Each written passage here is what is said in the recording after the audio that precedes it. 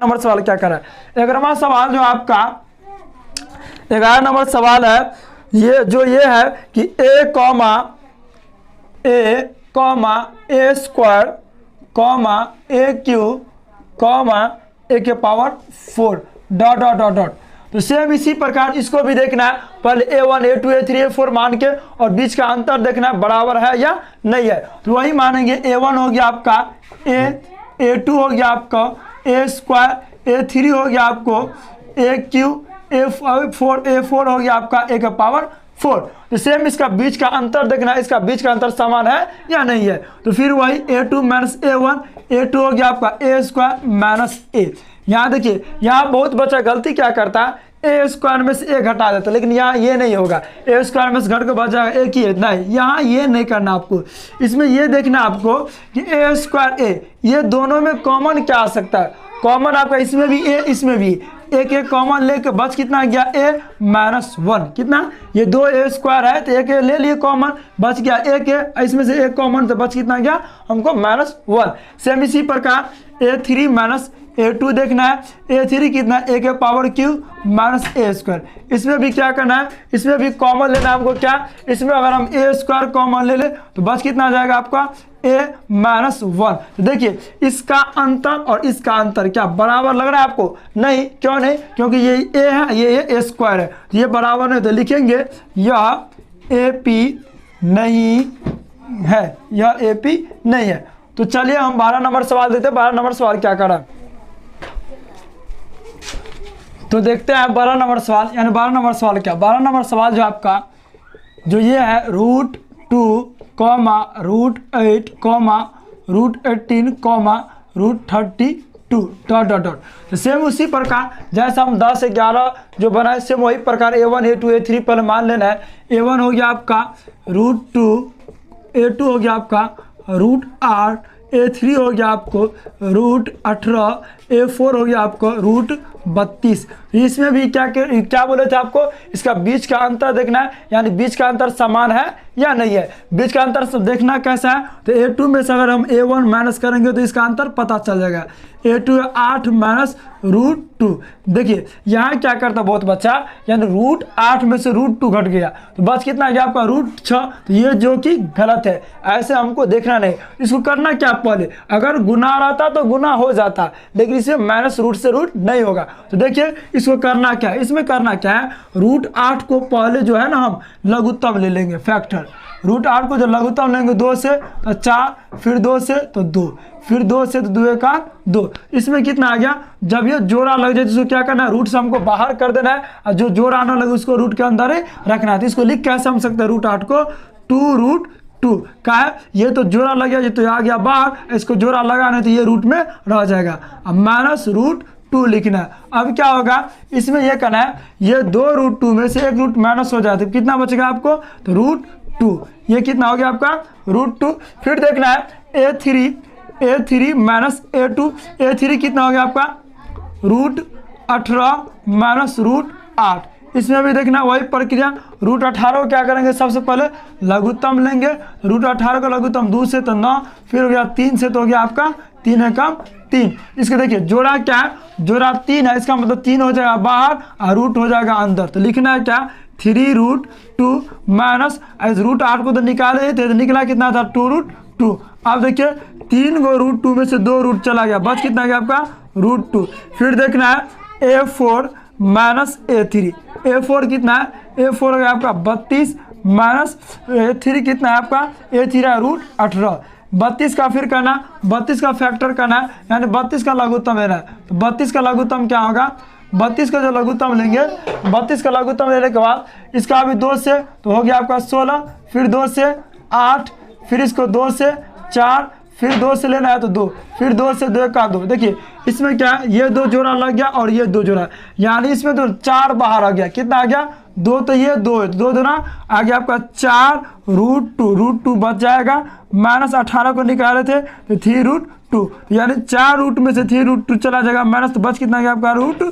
तो देखिए इसका जो सार्वंतर है, इसका जो सार्वंतर वो क्या आपका बराबर, क्या हो जाए सार्वंतर यानी अंतर इसका बराबर हो, लिखना है यह AP है। जब यह ए पी हुआ तो क्या बोलते हैं ऐसा, सार्वंतर ज्ञात करने के लिए और अगला 3 पद, तो सार्वंतर हो गया आपका डी हो गया √2 और अगला 3 पद ज्ञात करना है, यानी A4 तो दिया है तो निकालना क्या A5 यानी A5 तो A प्लस निकालना 4D, A का मान हो गया आपका √2 प्लस 4 ऐसे D का मान कितना हो गया आपका √2, तो लिखना है √2 प्लस 4√2, तो देखिए 1 √2 और 4 √2 कितना हो गया आपका 5 √2 हो गया, कितना हो गया 5 √2 हो गया 5 √2। फिर लिखना है A6 निकाला, छठा पद निकालना A प्लस 5D, फिर वही प्रक्रिया A का मान √2 प्लस 5 ऐसे D का मान √2, तो वही √2 प्लस 5 √2, 5 √2 1 √2 कितना हो गया 6 √2, तो फिर A7 निकालना है A प्लस 6D, तो फिर वही करना है A का मान कितना हो गया, A का मान हो गया आपका √2 प्लस 6 से D का मान भी √2, तो √2 प्लस 6 √2, तो 6 √2 और 1 √2 कितना हो गया आपका 7 √2, ये हो गया आपका आंसर। तो आपका जो 12 नंबर के सवाल खत्म हो गया, आप लोग को बहुत अच्छे से समझ में आए होंगे। देखिए हम 13 नंबर सवाल, 13 नंबर सवाल क्या करा है, 13 नंबर सवाल आपका √3, √6, √9, √12 ...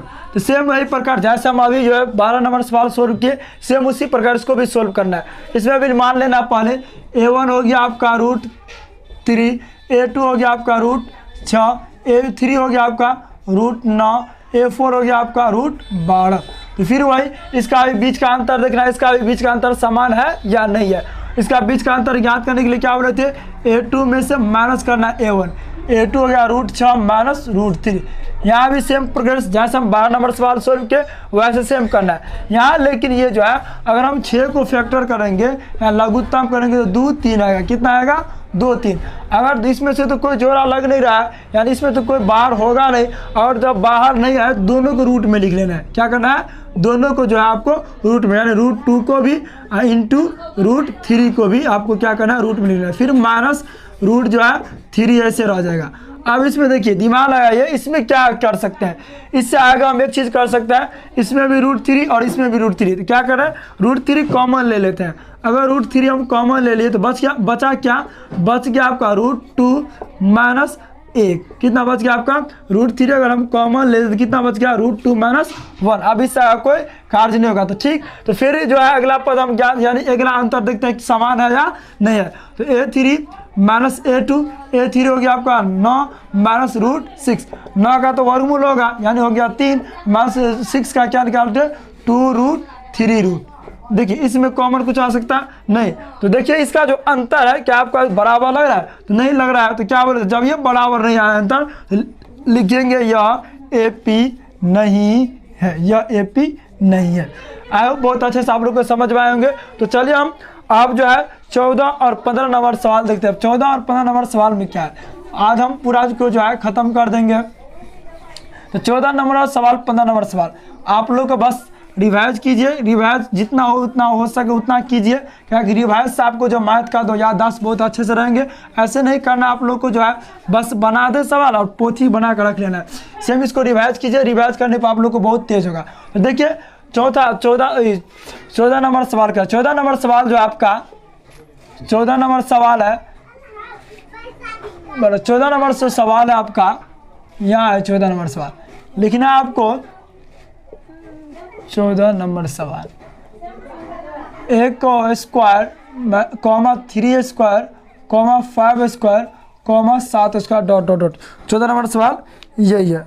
14 नहीं है ये स्क्वायर, ये 14 नहीं है, सॉरी 14 नंबर सवाल, हाँ 14 नंबर सवाल ये 1 square, 3 square, 5 square, 7 square. Same पहले इसको तोड़ लेना, तोड़ना कैसे हुआ देखिए, 1 का स्क्वायर 1, 3 का स्क्वायर 9 हो गया, 5 25 हो गया, 7 7 49 ... ऐसे इसको पहले वर्ग जो है ना इसको पहले तोड़ वर्ग कर लेना है। वर्ग के तो हो गया 9, 5 का वर्ग के कितना हो गया 25, 7 का वर्ग के कितना हो गया आपका 49।